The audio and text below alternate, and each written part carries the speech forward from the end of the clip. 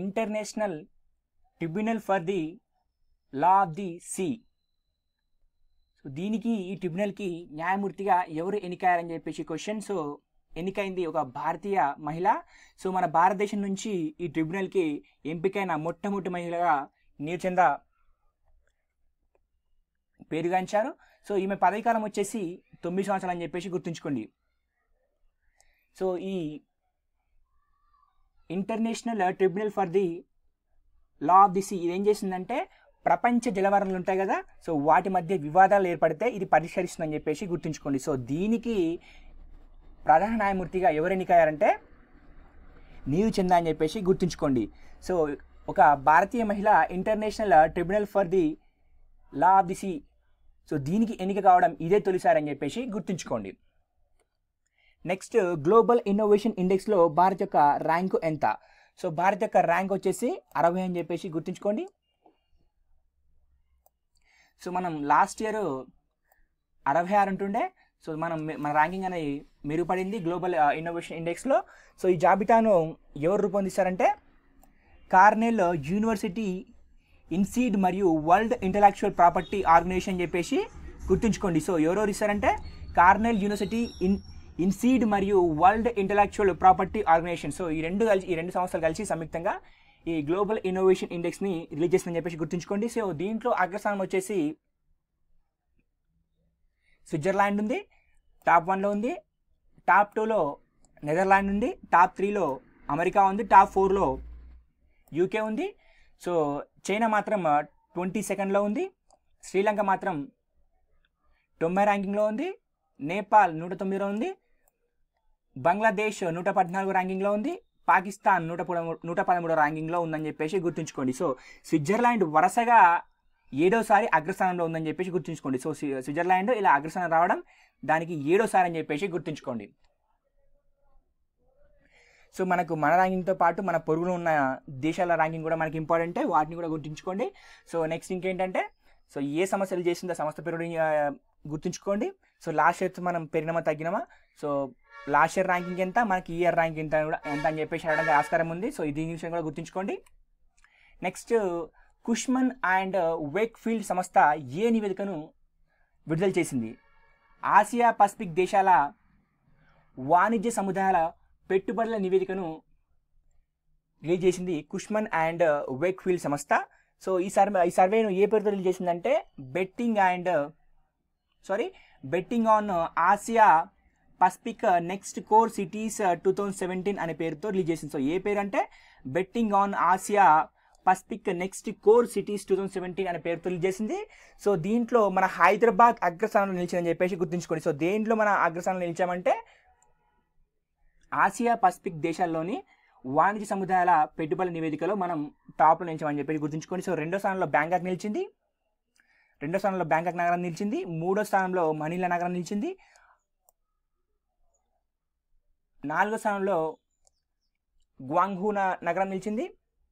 6వ స్థానంలో సిజెన్ నగరం నిలిచిందని చెప్పేసి గుర్తుంచుకోండి. సో ఎవరు చేశారంటే కుష్మన్ అండ్ వేక్ఫీల్డ్ అని చెప్పేసి గుర్తుంచుకోండి. సర్వేని ఏ పేరుతో రిలీజ్ చేశారంటే betting on Asia Pacific next core cities 2017 పేరుతో రిలీజ్ చేయడం. దీంట్లో మన హైదరాబాద్ టాప్ అని చెప్పేసి గుర్తుంచుకోండి.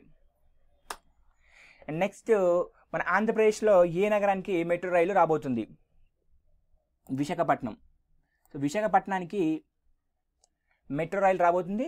సో దీని పొడవు వచ్చేసి 42.52 కిలోమీటర్లు.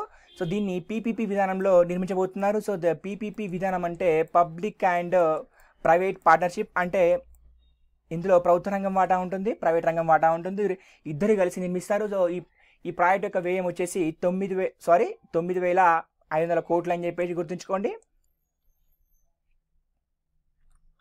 అండ్ నెక్స్ట్ ఇటీవల బ్యాంక్ ఖాతాకు దేనిని తప్పనిసరిగా చేశారు? ఆధార్ కార్డును తప్పనిసరిగా చేశారు. సో ఎందుకంటే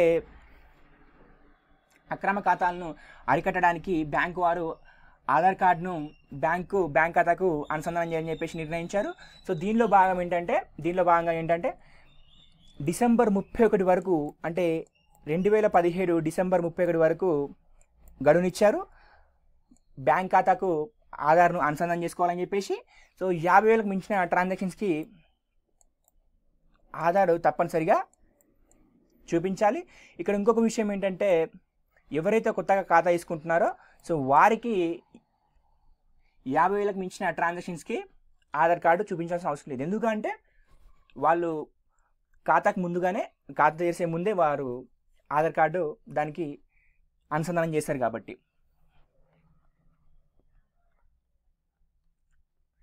నెక్స్ట్, ముంబై బాంబు పేలుళ్ల కేసులో ఇటీవల ముంబై కోర్టు ఎవరిని నిర్దోషులుగా నిర్ణయించింది. సో అబూ సలీం,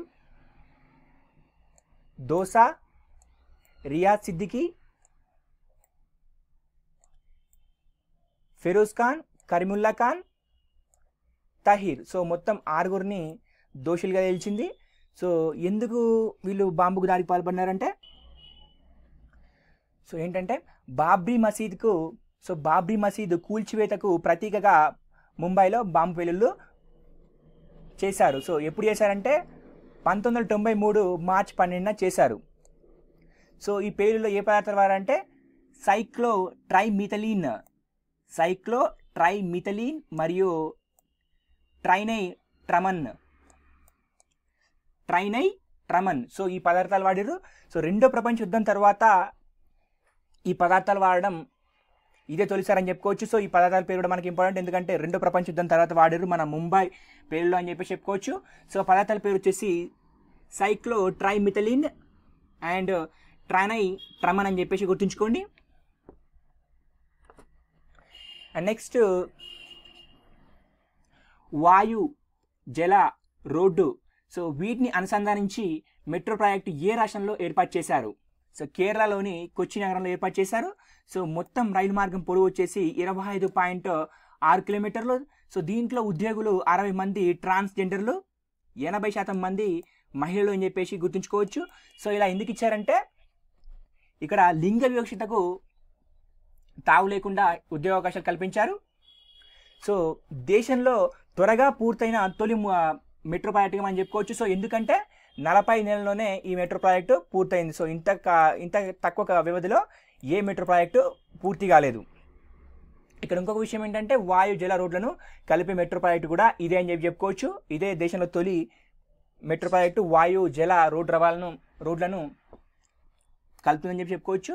సో దీన్ని తొలి విడతగా 13 కిలోమీటర్లు ప్రారంభిస్తారు.